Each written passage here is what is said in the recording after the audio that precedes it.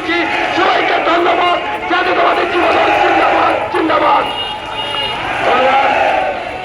জাতীয় ছাত্র দলের সভাপতি জাতীয় ছাত্র দলের সভাপতি আরমানকে এখানে আসার জন্য অনুরোধ করছি। এই মুহূর্তে জাতীয় দল সৈয়দপুর উপজেলা শাখার সংগ্রামী সাধারণ সম্পাদক কামরুল ইসলাম রাজনকে সংক্ষিপ্ত